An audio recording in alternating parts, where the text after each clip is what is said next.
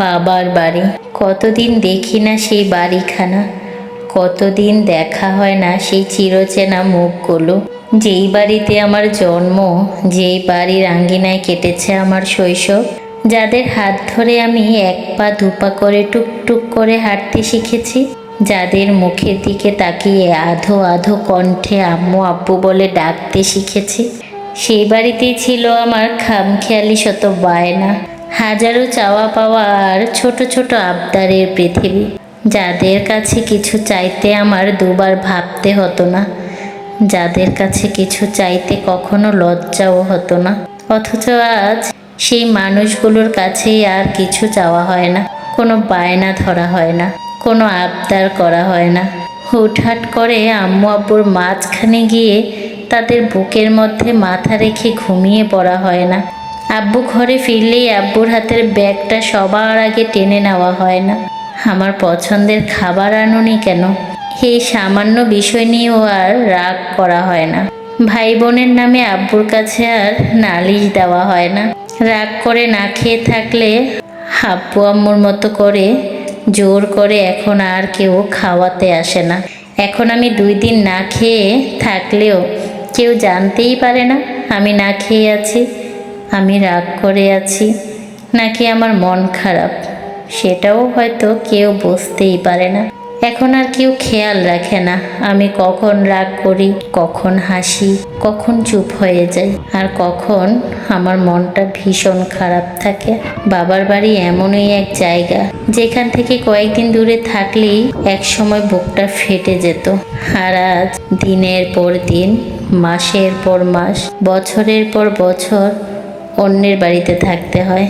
যেই বাবার বাড়িতে আমার হাজারো স্মৃতি, যেই বাড়িতে আমার রঙিন শৈশব, যেই বাড়িতে ফেলে এসেছি আমার জীবনের সবচেয়ে সুখের দিনগুলো, আজ সেই বাড়িতে যেতে হলেও অন্যের অনুমতি লাগে। কয়দিন থাকবো সেটাও অন্যরা ঠিক করে দেয়।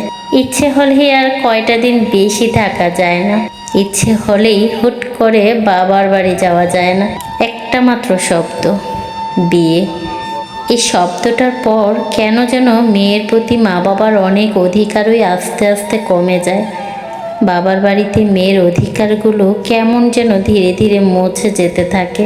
বিয়ে মানে তো জীবনটাকে নতুন করে সাজানো, বিয়ে মানে তো একটা নতুন সংসার, নতুন মানুষ, নতুন দায়িত্ব। তাই বলে নিজের রঙিন দিনগুলোকে এভাবে মুছে ফেলতে হবে কেন? নিজের শৈশবের বাড়িটাকেও কেন এতটা দূরে করে দিতে হবে? কেন বিয়ের পর আমরা মেয়েরা কখনো কখনো এমন মনে করি আমরা যেন একটা বন্দি খাঁচার পাখি, খাঁচার ভেতর ডানা ঝাপটাতে ঝাপটাতে একদিন ডানাগুলো ক্লান্ত হয়ে যায়, হয়তো একদিন ডানাগুলো ভেঙেও যায়, কিন্তু সেই মুক্ত আকাশে আর আগের মতো উড়ে যাওয়া হয় না।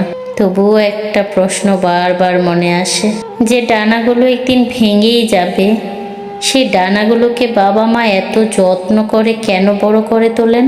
হয়তো বাবা মা জানেন মেয়েরা একদিন অন্য বাড়ির হয়ে যাবে, তবুও তারা নিজের সর্বস্ব দিয়ে মেয়েকে ভালোবাসেন। কারণ বাবা মায়ের কাছে মেয়ে কখনো পর হয় না, শুধু সমাজের নিয়মে মেয়েটা একদিন অন্য বাড়িতে চলে যেতে হয়। আর বাবার বাড়িটা, সেটা থেকে যায় মেয়েটার বুকের ভেতর, স্মৃতির পাতায়, শৈশবের রঙিন দিনগুলোতে, আর আম্মু আব্বুর ভালোবাসা মাখা সেই ডাকের মধ্যে। বাবার বাড়ি শুধু একটা বাড়ি নয়, বাবার বাড়ি মানে আমার শৈশব, আমার আবদার, আমার নিরাপত্তা, আমার হাসি কান্না, আমার ভাই বোন, আমার আম্মু আব্বু, আর আমার সবচেয়ে আপন পৃথিবী। যত দূরেই থাকি না কেন, জীবনের শেষ দিন পর্যন্ত মনের ভেতরে একটা বাড়ি থেকেই যাবে, বাবার বাড়ি।